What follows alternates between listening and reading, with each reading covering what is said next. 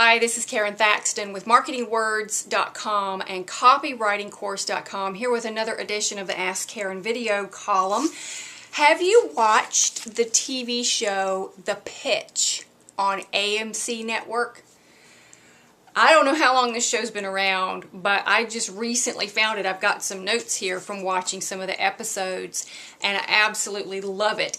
If you're not familiar with it, this is a show where advertising agencies compete to win accounts, actual big accounts for national companies.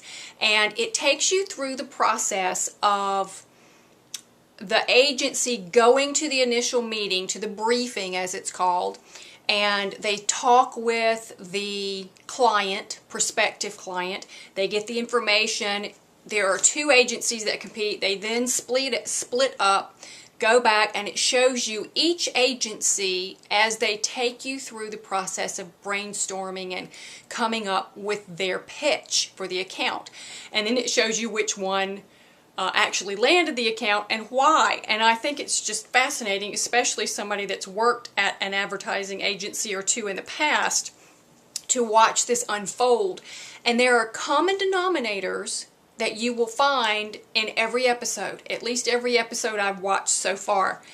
These are things that we cover in my step-by-step copywriting course. They always start with the target audience, and that's because it is the starting point. However, 9 times out of 10, people that have not been trained in copywriting just put fingers to keyboard and start rambling off with no thought whatsoever about who they are trying to communicate with. And that's what copywriting is. It's communication. Most of the time it's written communication that's designed to persuade somebody to do something. The second thing that always comes up in these episodes is creating a persona for the ideal target customer, one individual that you're talking about. Every now and then it may be a group of individuals. One episode dealt with Juvenile Diabetes Research Foundation was the client, and 2 agencies came in to talk with them and create pitches for them. Their target customers were a group of people who had juvenile diabetes, or type 1 diabetes as they refer to it now, because it supposedly doesn't only affect just juveniles.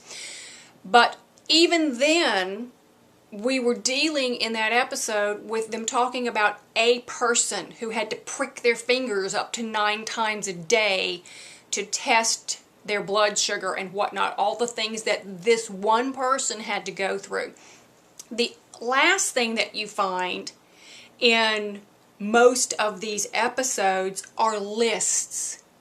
They operate using lists.